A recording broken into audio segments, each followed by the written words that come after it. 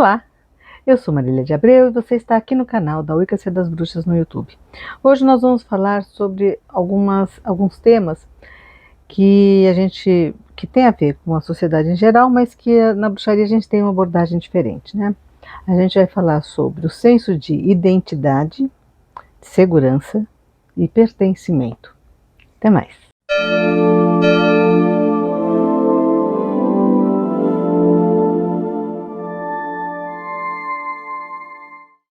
A gente vai falar hoje um pouquinho a respeito de o senso de pertencimento, o senso de identidade e a questão da segurança. Quando a gente fala em senso de identidade, as pessoas falam assim, autoconhecimento, a gente está buscando o autoconhecimento. E aí, quando você fala o autoconhecimento, a pessoa fala, meu nome é Joana, eu trabalho com tal coisa, eu sou mãe de alguém, eu sou filho de alguém, eu nasci em tal lugar, eu trabalho com isso. E aí, o senso de identidade está sempre correlacionado a uma função, a outras pessoas, a uma nacionalidade, um país, um grupo religioso. Esse senso de identidade que às vezes é tão difícil a gente explicar quem a gente em termos de palavras, né? Eu achei lindo uma entrevista com aquela que eu adoro, a Rita Von Hunt, que ela diz ela dizia que dizer quem ela é, de certa forma, reduz, né? Que ela se sentia mais ampla de pensar nas múltiplas possibilidades do que ela pode ser, né?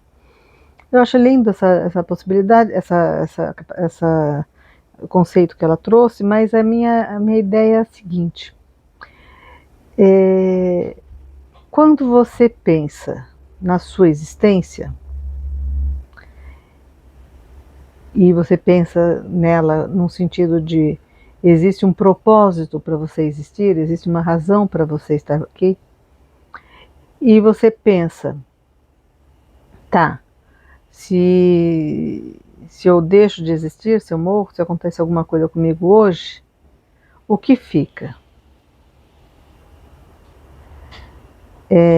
Porque assim, nas nossas vidas a gente é educada a cumprir tarefas, né? Então você aprende a falar, a escrever, frequenta a escola, faz lição de casa, brinca, depois começa a ter vida social, começa a trabalhar, então é só fazer coisas, se envolver com pessoas. É uma vida muito voltada para as coisas de fora e pouco voltada para as coisas de dentro. E aí quando a gente pensa, quando a gente é questionada a pensar, né, no senso de identidade, a gente vai replicar essas ideias, né? Então eu sou aquela pessoa que trabalha em tal lugar, que nasceu filho de tal e tal, que casou com não sei quem, que tem tantos filhos, que trabalha não sei onde, que mora em tal bairro, que tem tal classe social. Tudo você no mundo.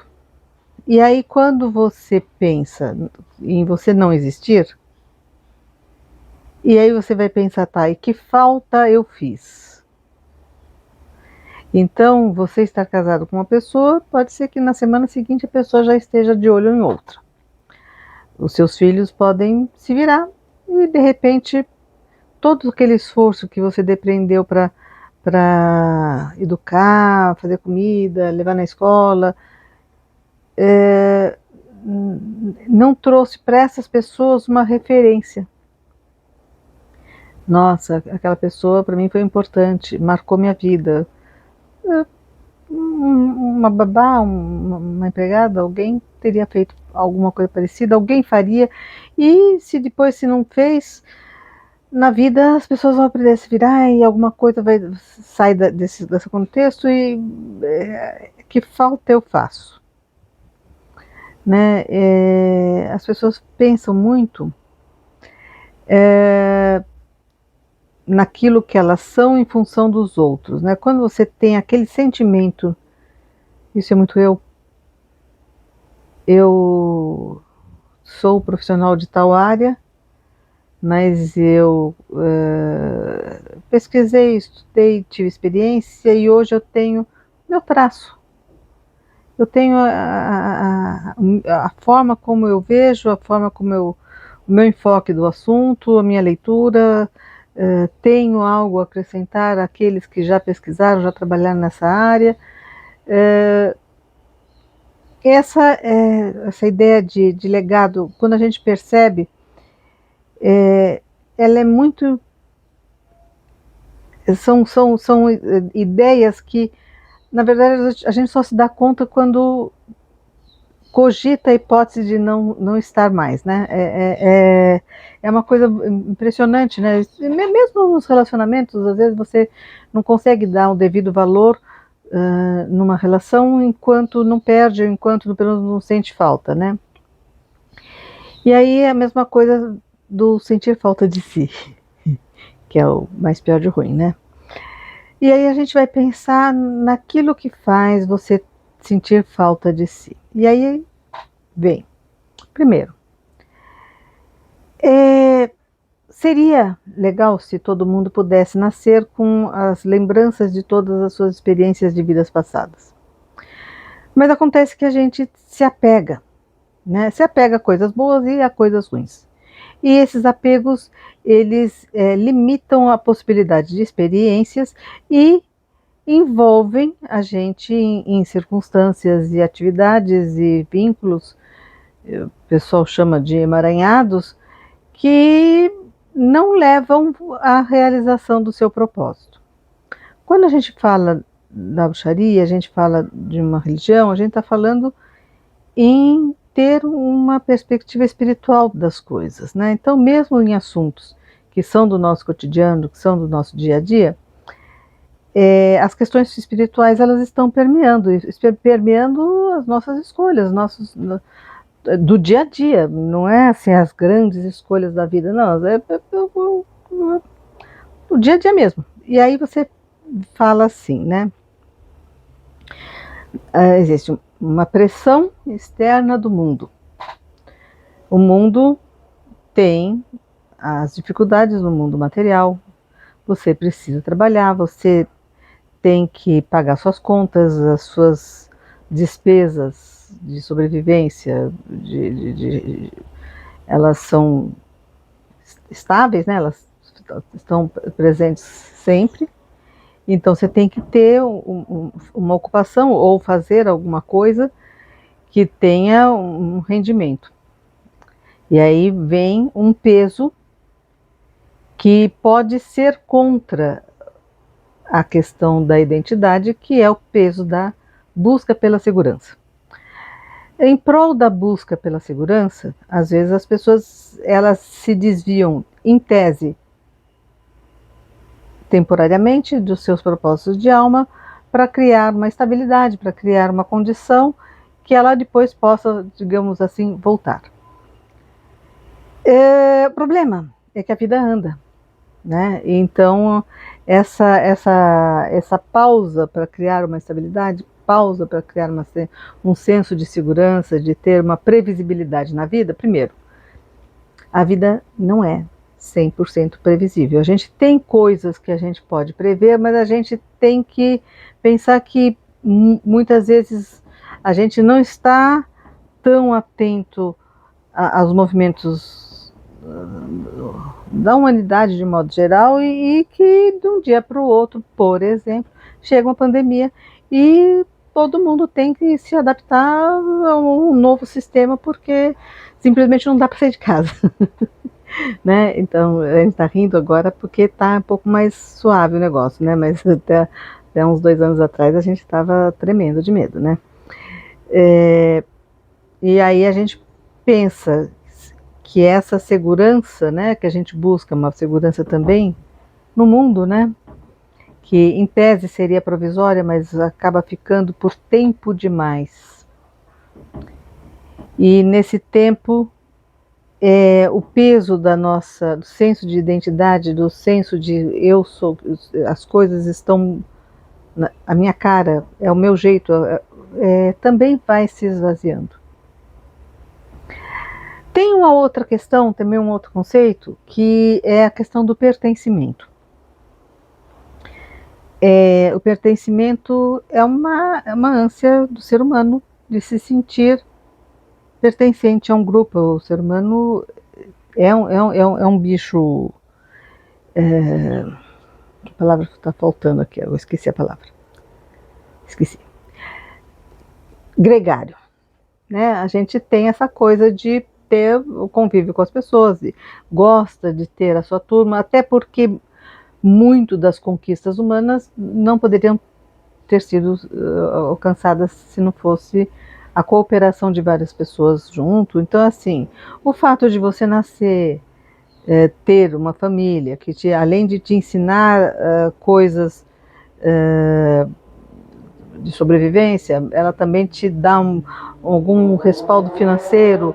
Então, assim, quem começa tendo um pequeno patrimônio, tendo pelo menos uma formação universitária, alguma coisa assim, já está bem na frente de quem não começa com nada, né? Então, as pessoas, para criar uma civilização, ter uma base, um grupo, uma família, uma comunidade religiosa, o qual for, seja, adianta um pouco o seu processo de crescimento, porque você já não parte do comecinho, você já parte de um patamar, uns patamarzinhos maiores na frente. Então, o pertencimento é uma coisa muito importante, mas às vezes o pertencimento tem custo. O certo, né, do conceito, o conceito não distorcido de pertencimento é onde você esteja podendo expressar a sua individualidade, a sua identidade. Então você se sente pertencente a um grupo. Aqui está o calor do cão, tá? Você se sente pertencente a um grupo, uma família, uma comunidade, o grupo social que você vive, e você pode se expressar. Isso é um acolhimento, isso traz a segurança, isso traz uma autoconfiança. Talvez isso seja até mais forte, mais importante do que ter ou bens ou mesmo uma estrutura cultural, porque se você tem aquele apoio de uma comunidade, de um lugar, você já se aure forças para poder lutar e vencer na vida. Ocorre que a gente tem uma sociedade que está muito fundamentada em conceitos éticos, religiosos, muito arcaicos, né? Muito arcaicos, muito defasados, obsoletos, e aí por diante. E aí as pessoas que têm que se adequar àquela condição, elas naturalmente não se sentem integradas. Quer dizer, não precisa nem alguém dizer assim, não, estou sofrendo preconceito por causa da minha religião, ou então estou sofrendo preconceito porque a minha questão sexual, da sexualidade, eu tenho. Não precisa dizer, você sabe. A opinião que aquelas pessoas têm, que lógico que é pior quando existe a pessoa, existe o preconceito explícito, né? Mas mesmo não sendo explícito, está implícito e também está lá. E muitas vezes você está fazendo escolhas de vida que não são baseadas na sua identidade, mas que são baseadas na busca por um pertencimento, que na verdade é falso, porque ele não traz um acolhimento, e num desejo de segurança. Então, e aí você fala, tá, Marília, mas quem não quer pertencer, quem não quer ter segurança? E aí eu falo que a segurança verdadeira é a segurança em si. É a segurança em si e uma segurança e uma confiança. Aí vem o motivo pelo qual as pessoas buscam uma religião, que é a fé.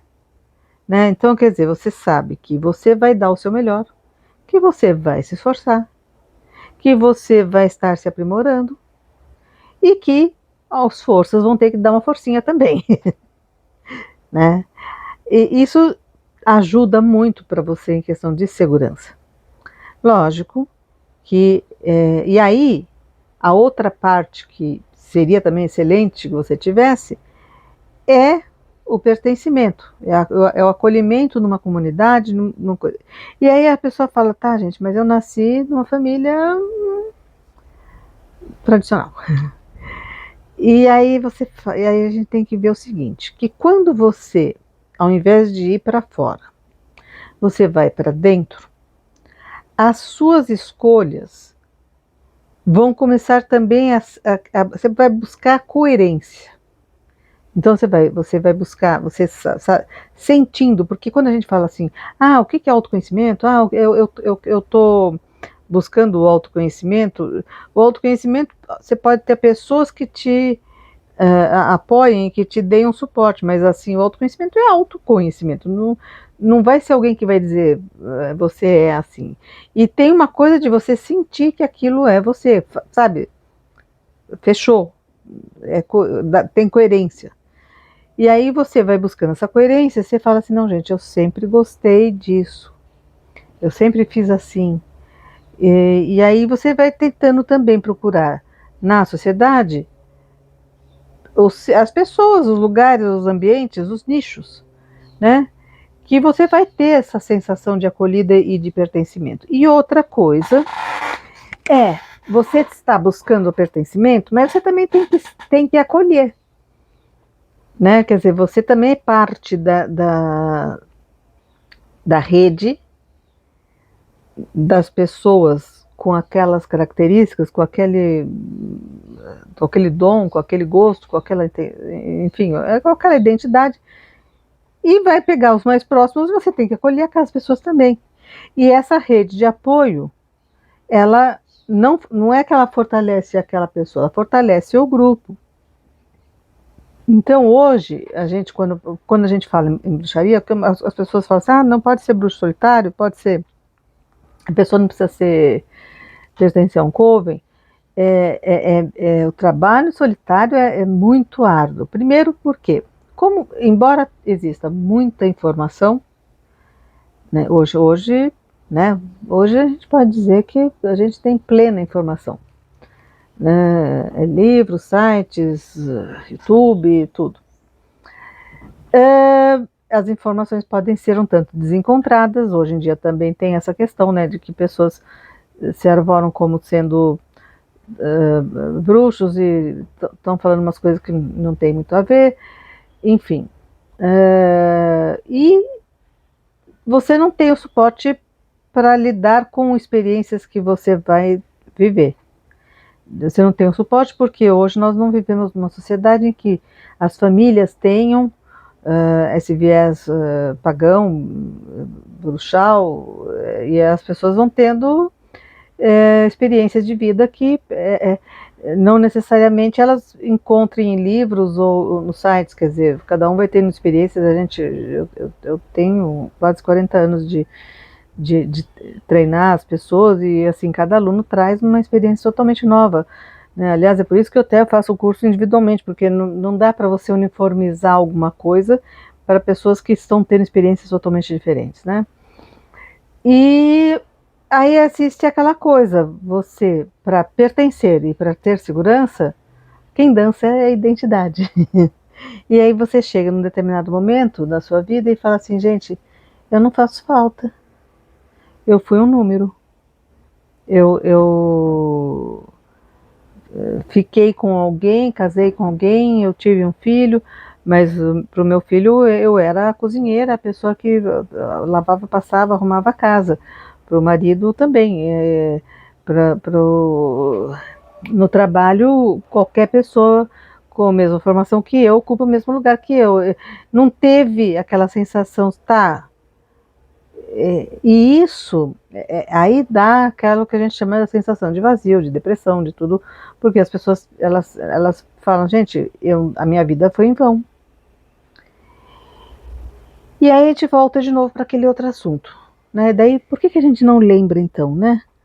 Porque de repente a gente foi se perdendo em muitas vidas e aquelas experiências, elas também não estão contando muito para o teu processo evolutivo, né? Então só ia lembrar também que não deu certo, que foi tudo errado, que você perdeu um tempão brigando com o vizinho, que você não se importou se a pessoa estava usando minissaia ou não, se alguém é gay, e aí você ficou lá fazendo campanha para a pessoa deixar de ser, e aí você fala, tá, gente, e o que eu fiz nessa vida? Ah, não valeu, não teve nada. Do ponto de vista da espiritualidade. E aí a gente esquece. Mas esquece e sempre que renasce, renasce com